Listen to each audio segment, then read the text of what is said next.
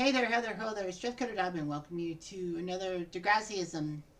And normally, well, my first thought when I was doing this thing was I was going to nitpick and deconstruct Miss Mojo, making a list of the top 20 Degrassi dramatic events in history. And, say that number one definitely wasn't number one in my mind and all that. But I decided to change that formula up. I will post the link to the video, to the top 20 dramatic Degrassi moments video that they did, that Watch Mojo slash Miss Mojo did. So I decided to look at the 20 moments they had and the 20 moment, and then I would actually declare my top 20, like what I would do. So get my notebook out. Get my notebook. All right, so I'm going to tell about my top 20, like of the 20 moments, how I would rank them, and what Miss Mojo did. So anyway, oh, by the way, Miss Mojo had 10 of the 20 moments ranked higher than me, and I had 10 higher than Miss Mojo. All right, so this is my ranking. The Miss Mojo ranking will actually be it, and I'll try to give a topic sentence and try not to get into as much detail as I usually do. All right, so out of the 20 moments that Miss Mojo did, at number 20 for me is Goldie's hate crime. Now you may be thinking, hang on, why so low? Well, Miss Mojo put it at number 18, I put it at number 20. Well, compared to everything else on the list, it's a high impact list. Like, there's a lot of heavy stuff and all that. There's a couple of moments from Miss Mojo's list on the bottom 10 that I put in the top 10, and vice versa. So anyway, yeah, so I put Goldie's hate crime at number 20. I mean, compared to everyone else, remember, it's not the most in history. It's just the fact, well, Goldie, of course, gets victimized because Muslims are attacked because of the whole Belgium bombings and all that, in France and all that her religion gets bombed. It's not the first time we see this. Basically, they did a hate crime thing with Hazel, but they didn't make it so dramatic, with Hazel having to deal with people hating on her because she's Muslim. But anyway, at number 19 for me, but Miss Mojo put this at number 13, I put it at 19, is Will's parents dying. So what happens is that Will's actually says that he lives with his adoptive parents, but his adoptive parents are not really keen with Will's friendship with Joey. Snake they're okay with, but Joey not so much. Will sneaks off to practice the band with Joey while his parents go to the movies, and then Will sees his grandparents. Will sees police at his house, and it's like the parents called the cops. But no, his grandma said that there was an accident and they both died, and Will's adoptive parents are dead. Will's unfortunately spirals out of control and all that. And an ironic twist, actually was involved as a drunk driver in School's Out, in that movie, when he crashes in the car and kills a 2-year-old. He spends about 9 years in jail, tries to get back Snake's forgiveness and all that. That ran into Next Gen Season 3. Number 18 on the list, I put this at number 18, she put this at number 12, is Craig's bipolar issues. Well, remember, this is a very heavy lift. For me, Craig's bipolar problems were major and all that. Another Craig moment would actually be higher up on the list for me. But anyway, Craig being diagnosed with being bipolar. In Voices Carrie, which had that subplot about Raj and how he feels about the aftermath of the Rick situation, Craig goes through a manic episode when he's invited to Ashley's dad, Gabe, in his gay wedding. And Craig wants to have sex with Ashley, so he does, and rents out a hotel room and gets some nice threads, and stop beeping me. And Craig basically decides, you know what, I'm going to be popular. Craig then wants Ashley to marry him, so he announces it at the wedding. But Ashley has to tell everyone that Craig's just being stupid. And then Craig comes home after Joey tries to reach him over trashing his hotel room after Ashley rejects him.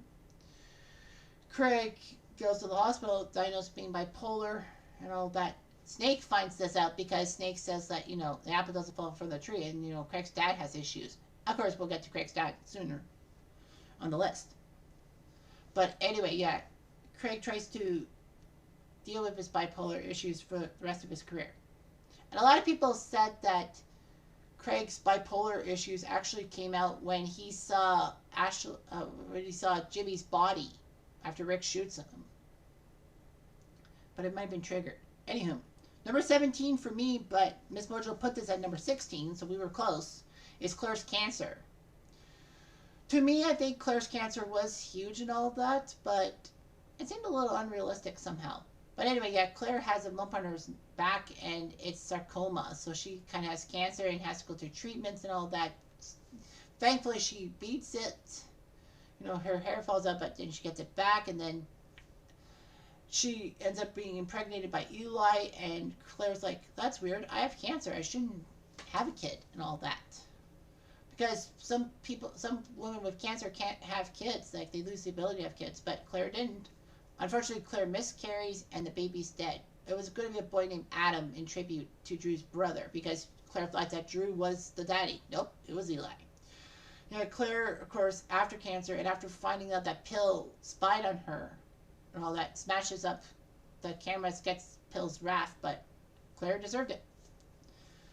Anyway, number 16 on the list. I put this at number 16. MsMojo put this at number 20, was Emma being catfished.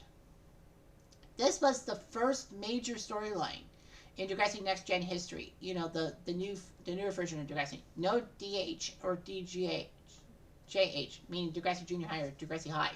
But yeah, Next Gen came out swinging with this whole catfishing thing. And this was before catfishing was part of the popular lexicon, like 6-7 years afterwards. So Emma chats online with this guy named Jordan and wants to meet Jordan.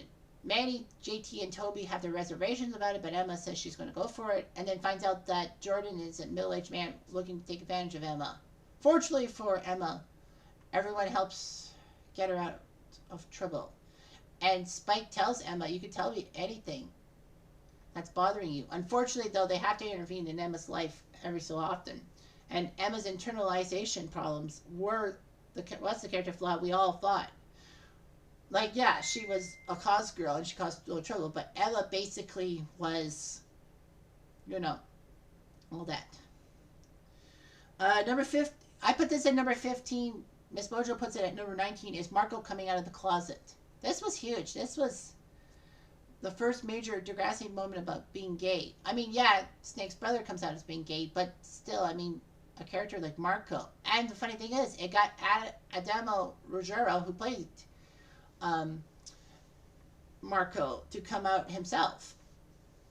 But the fact is that Marco wants to be with Ellie, but then Ellie says that Marco can't hide being gay. So Marco has an introduction to Paige's brother Dylan, and then it comes out to Spinner. Spinner doesn't take it well, writes homophobic stuff on the bathroom. His friends just basically shun him, and Spinner deserves it.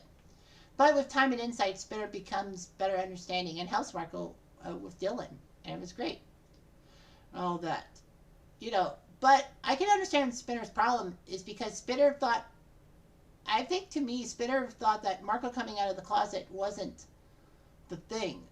But Spinner thought that Marco was coming out specifically to Spinner, as if Marco wanted to be with Spinner, and Spinner's trying to brush him off.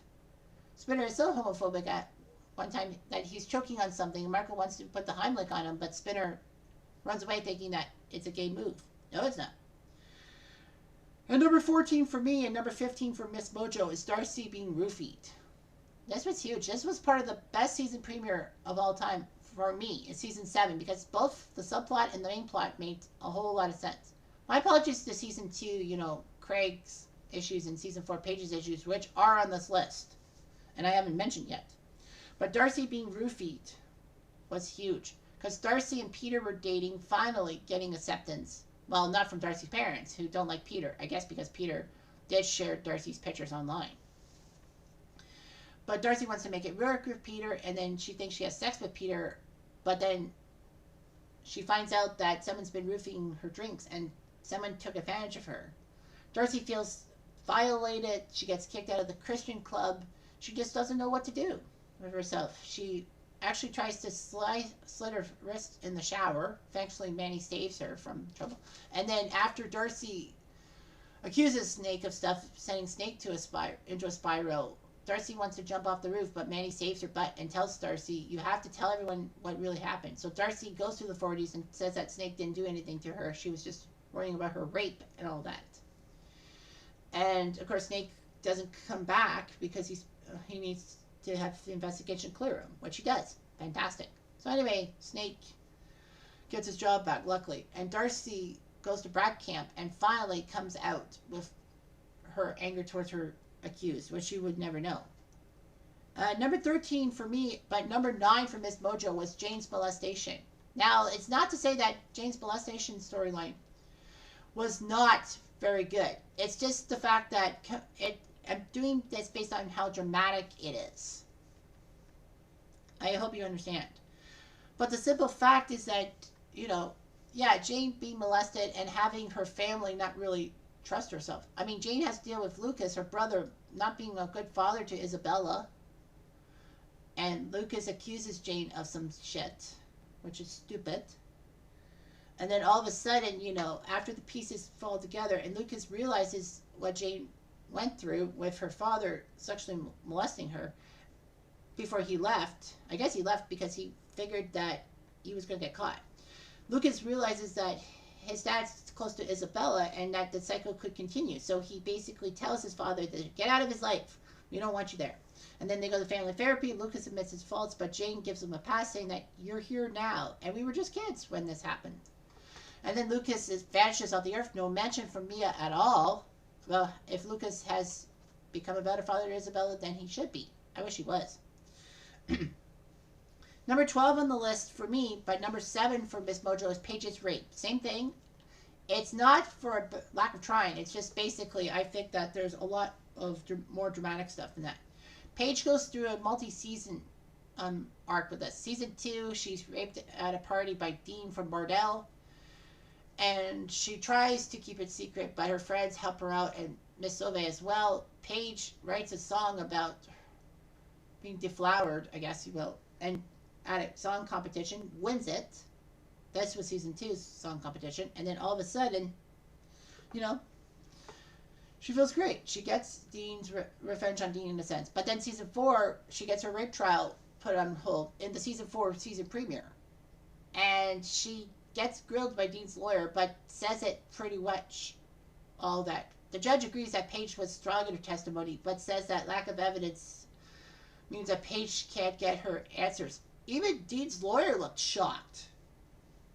But, Dean's lawyer had to protect Dean. But then, all of a sudden, Paige decides to crash Spears' car into Dean's car, fesses up about it, and tells Dean, I'm going to confess, that's what good people do when they're bad. But Dean thinks that Paige is after him because, why would Paige want to get into Dean's personal life? I mean, he has a point, but still, Paige gets revenge on him. Number 11 for me, but number 5 on MsMojo's list is Esme.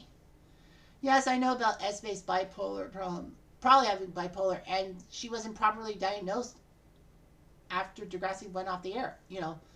Esme has her breakdowns and all that. She says that her mother killed herself in front of Esme when she was 10. Well, Esme was 10, of course. And Esme is a hero for saving Maya's life after Maya overdoses on pills in season 3. Well, next class season 3, or season 17, if you will. But the fact of the matter is that Esme's a hero. But then Esme is pissed off when Sig grows close to Maya, even though that Sig is supposed to be in a relationship with Esme and with Frankie in a polyamorous relationship. But the fact of the matter is that Esme is upset. She calls in a bomb threat trying to get Sig out of Maya's clutches and all that. Of course, Syed got accused of it and wants to head to Montreal, but Lola stops him. But then, Esme has a breakdown, and, Maya does the right thing by telling Miss Grell, the counselor, about Esme's problems. Because, in a sense, Esme did save Maya's life, so I guess Maya owed her one. It was just too bad that the show ended and we didn't know about Esme's storylines. Anyway, number 10 for me, but number 14 for MsMojo was Craig's dad. I think this was powerful. Season 2 had a powerful start storyline. The subplot about the Degrassi students having to do more years because one of the high schools closed down just didn't make sense to me. But yeah, Craig's dad was a major storyline. Craig was following around Angie, and Joey, being Angie's dad, was concerned about Craig following around. But then we find out that Craig's dad is very abusive towards Craig and takes his aggression out on Craig by smashing his camera and all that, because Craig used to be into photography. Why do I always mispronounce that word? But anyway, into taking photos. So he gives Craig $3,000 to fix it, and then Craig wants to go to BC with Angela. Joey's like concerned about that. But then, Sean, after witnessing Craig almost play chicken with a train, alongside Emma, who babysits Angie from time to time, tells Joey that his dad is the problem and that Craig is acting irrationally. Angie pipes up with something, and then Joey realizes something. Fortunately for him, Emma tells him where Craig could be, and Craig's at his mother's gravestone. Which is funny because Julia was actually Joey's wife before she died. And Julia was Craig's mother. She left Albert and went with Joey. And it's obvious to a lot of people that Albert probably uses Craig as a punching bag for his own frustrations. Craig's dad tries to change, but a skunk doesn't change his stripes. And by the end of season 2, he dies in a rage-filled accident. Craig just doesn't know what to do and process his dad being dead because his tormentor's dead. Terry helps him out with that problem because Terry lost her mother in an accident too. But, Craig seems to be better, and he finally gets closure. Number 9 for me, but strangely very low on MsMojos list. And number 17 is Adam coming out as being transgender. This was groundbreaking on Canadian TV. Remember, this is a Canadian show. And I know a lot of the Degrassi Reddit people are American. So the fact of the matter is that this was a big jump.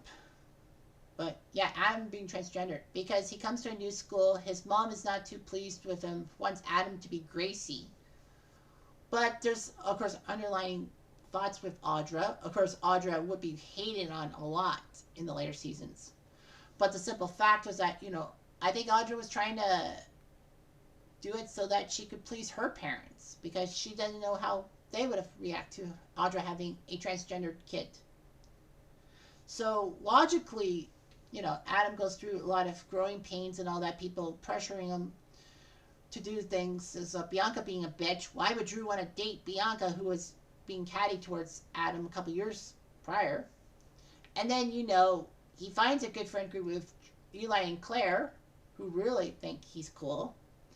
And then Adam, says that he was born a female, but he feels like a guy inside. And that's what he goes out for. The simple fact is that, Audra finally learns to accept Adam for who he is. And, they burn Gracie's clothes. So Adam coming out as transgender and all that. Of course, Adam will be featured in another entry on this list. Anyway, for me, number 8, I put this as 8. MsMojos put it at number 10, was Spike's pregnancy. This was the first major storyline from the Degrassi franchise, period. It was Degrassi Junior High. I mean, a junior high student gets pregnant? Wow. Spike had to go through it almost alone. Well, I mean, the support of her mother, even though her father left the family. Why? I don't know. Shane's parents basically wanting to send Shane away and saying that Shane will never see the kid again and we'll all be happy, but Shane says that they just want to get rid of Shane so that they don't have the guilt of, their son being a teen dad. I mean, the father's a minister and could get in a lot of trouble. I get it. But yeah, so that, Spike didn't get the support of the school.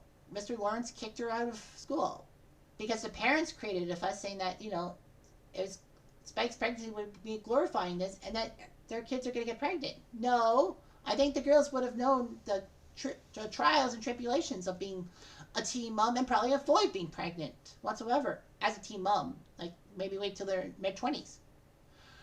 But yeah, so, the school doesn't support her. Radish does kind of support Spike being in school, but, whatever. Spike gives birth to Emma, and then Spike, as a high schooler, has to take care of Emma ever so often, but gets a babysitter to help. Shane's not there for Spike as much. Well, he does give half his allowance to her, but he spends it one time on concert tickets and then ends up falling off a bridge, either jumping or falling off. He was under the influence of acid. I think he probably would have fell off. He's brain damaged. He still survives, and then goes through a lot of problems. And season three's premiere did a good job about portraying Shane. That's what I think. Anyway, number seven for me, but number three for MsMojo was the Cole Tanner saga. I know this is like, wow, Cole Tanner, and you put him that low? Well, compared to the top six, it's huge. So anyway, Claude's problems are huge. He has a crush on Caitlyn. He leaves Caitlyn high and dry during an animal rights protest. Caitlyn has to take the blame.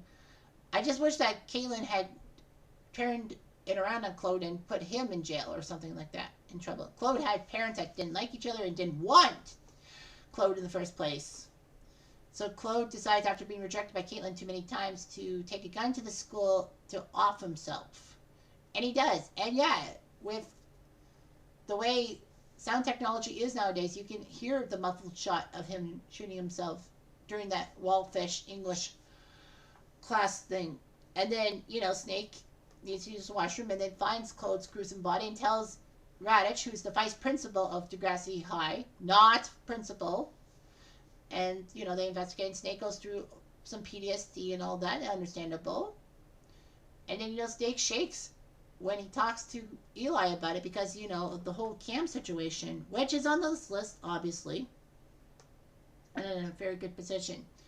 But to me, yeah, Claude may have been the OG of that gun thing at school, like taking his own life at Degrassi, but it just didn't feel right. I mean, it did have discussions about suicide, and both sides of it saying, was Claude justified in killing himself, or was he not? Was he being selfish, or was he being well-meaning and all that? Like Joanne saw the good side in Claude and all that with the problem. And Lucy said that Claude was selfish, making everyone feel bad. Like, I get it. Number 6 for me, but number 4 for the Degrassi dramatic thing for MsMojo was Terry put in the coma. Yes, the whole Jimmy being shot thing is on the list too, but I think that Terry's coma was the predecessor towards Jimmy being shot. But yeah, so season 3, Terry has no luck finding boys, and then Rick leaves roses in her locker. She's smitten by Rick. Unfortunately, he becomes a bad boy, very controlling, does not want Terry to hang around Hazel and Paige, saying that they're bad influences on her. I mean, Rick has a point, because Paige sometimes pushes Terry down and forces Terry to join up with her clique and all that, and is bossy towards Terry. I get it. But, Rick pushes Terry into a wall. Let's not forget that part. And then they break off, and then Terry comes back to Rick, and then they go on this road trip with Paige, Spinner, Jimmy, and Hazel. And then Rick gets easily triggered by Paige and runs off, and then Terry tries to talk to Rick, but Rick says, "Don't you go near Paige again. She's bad for you." And then Rick puts Terry on a rock. Terry falls into a coma, is hurt, and is in the hospital, survives surgery. Unfortunately, Spinner and Paige, after finding Terry's body and the blood on Rick's hands, call 911 because they know Terry is more important than putting Rick in the prison sentence. Terry's dad is not too happy with Spinner and Paige not doing anything about it. But he does come around and say, "Oh, it's not your fault."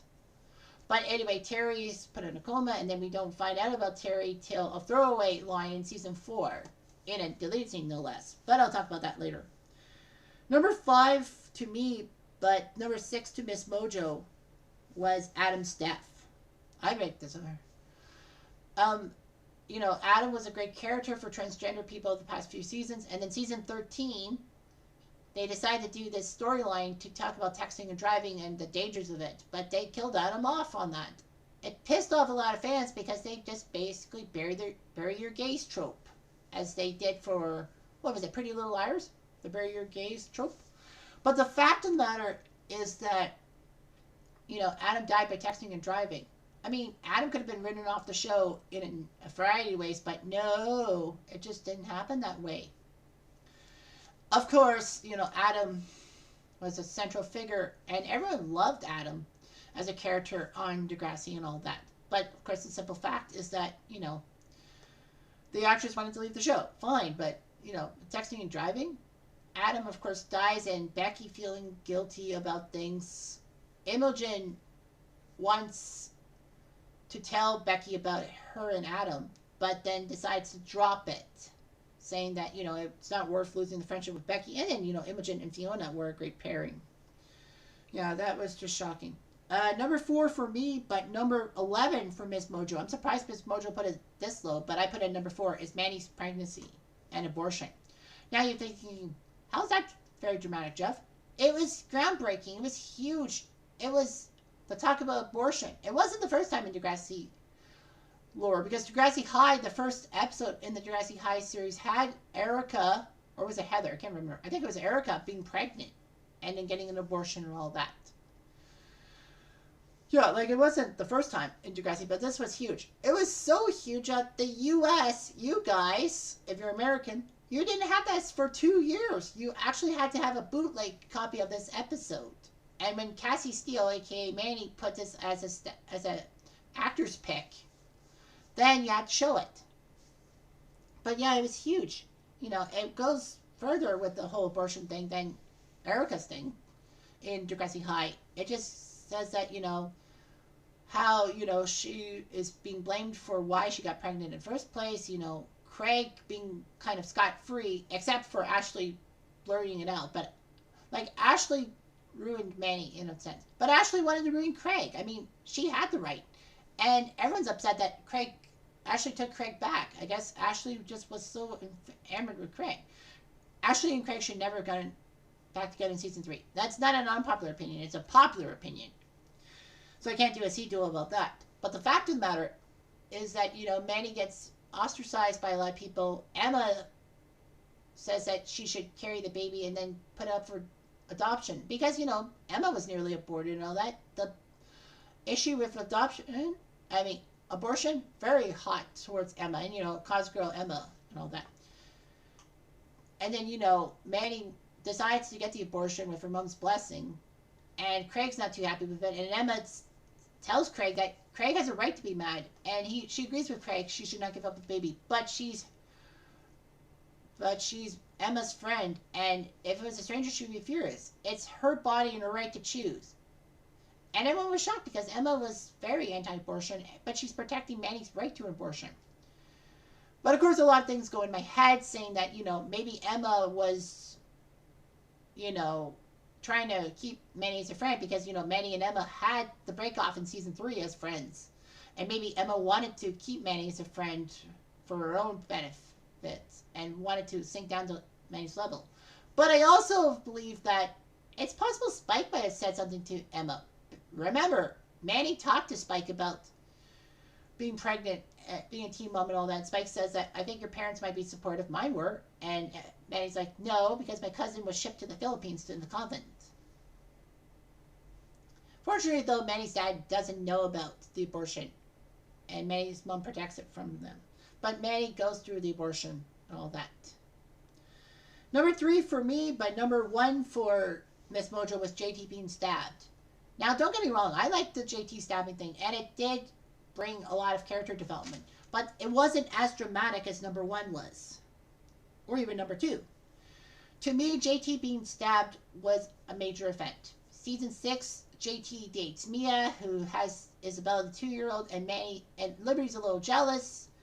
I mean, Liberty had a kid and gave it up for adoption. I guess because Liberty couldn't handle it. And it looked like Liberty was basically pushing JT away from her. And then Liberty was being jealous. Liberty had a right to be jealous. And all that. But, JT wanted to prove to Liberty he could take care of a kid. He was always trying to prove himself in Liberty's eyes. But Liberty pushes him away so many times. Of course, that starts a Degrassi Lakehurst feud that spills over to Liberty's birthday party, which was held at Emma's house. And all that. Toby tells JT to go after Liberty instead of Mia. And JT does. I think in a way JT figures that he was a deadbeat and that maybe the Lakehurst Degrassi feud would end if JT decides to give up Mia. So he goes to his car, looks for Liberty, and then sees Drake Lampley, the redhead, and Johnny DeMarco peeing on his car, makes a snappy comeback, stabbed in the aorta by Lampley. Liberty finds him, does the primal scream, and then, JT dies. he bleeds out, and everyone is shocked in the hospital waiting room. And then there were episodes about Toby dealing with his problems with being with Liberty, and Toby knowing that he can't ruin things with JT, and basically says that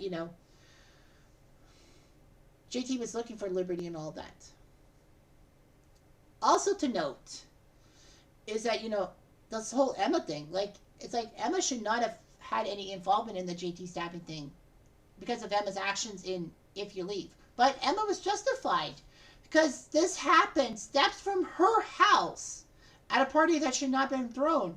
I mean, Emma had a right to be concerned about things, and she probably had to deal with police ramifications and probably ramifications with JT's grandmother. Who knows?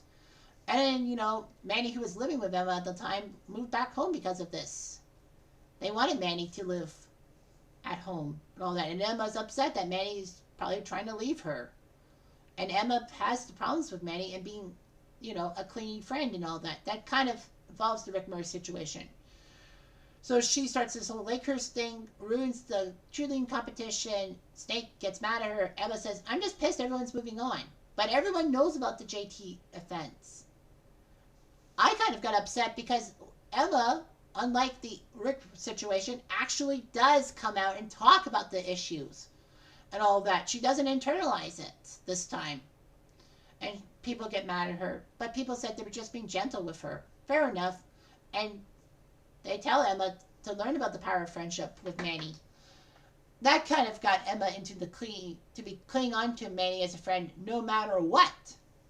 That probably started that. And it's also an indication that Emma was trying to get back to the old Emma because, she lost her touch after the Rick situation. She was trying to be the old Emma again that people kind of liked. But I guess they reminded her of how the old Emma just basically pushed everyone's buttons and just pissed everyone off.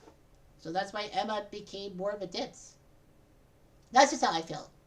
Number 2 for me, but number 8 for MsMojos was Cam's death. And it pisses me off because Cam's death was one of the top 5 storylines in Degrassi history. And yet MsMojos puts it at 8. I put it at number 2.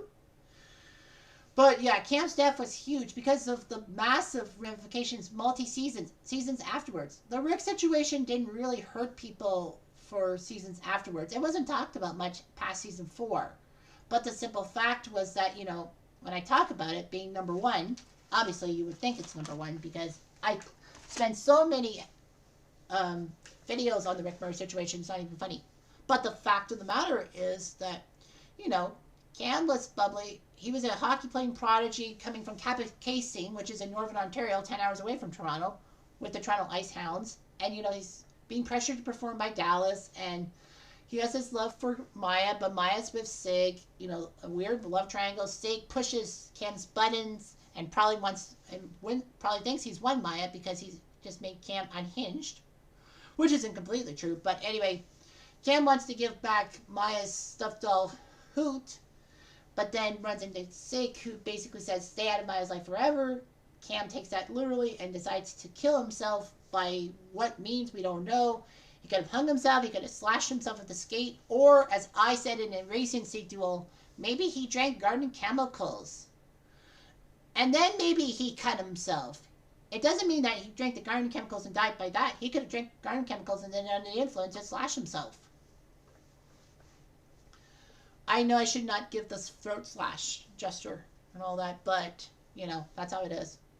It's nothing bad. It's just like, to slash himself. I should have just said across my body and all that. But, my gestures are weird. If you're watching this on video and not audio. But the simple fact is that, I said, well, it's in a greenhouse with the chemicals and all that. And as somebody who has to deal with garden stuff, both as a one summer gig at a nursery, as in a garden center, and also as someone who has to deal with soils in our soil compound the past few summers at Canadian Tire, I would understand about toxicity and all that stuff. Oh, I didn't trip over that word, as I usually do. But yeah, so this really affected it. The Ice Hounds were upset. Dallas had a breakdown and almost jumps off the roof, but Fiona saves his butt. Everyone's just mad about, they should have seen Cam's science problem. I think Snake probably was upset by this. That he said that he would be more attentive to the students, but he let Cam down possibly. But Cam didn't talk about his problems, so unfortunately that's bad news. And Maya, what about Maya? Man, at first she was indifferent. She's like, Cam killed himself. I would have helped him if he asked for it. But then Maya breaks down and says that she still thinks about Cam, even though Cam broke up with her over text and killing himself. Maya went through a phase. Season 14 was basically her trying to redeem herself and help somebody so that she didn't have the guilt over Cam. Which it did work. It did work. But Cam, it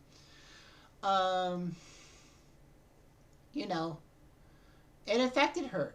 And it seemed that Maya got over the Cam situation, but then all of a sudden, in Next Class Season 2, after a bus crash, she started having those visions again. And in Season 3, she tries to off herself by listening to music on the bus while having pills. 30 minutes pass, she's not dead. She's like, what did I do wrong? So she decides to jump off the school roof. But thankfully, Esme and Six save her butt and all that. And Maya goes through the last season of Next Class dealing with her problems. But of course, number one for me, but number two for MsMojo, but number one for me, it's got to be Jimmy being shot. Ray comes back to the school, somehow with no strings attached. The students are pissed off.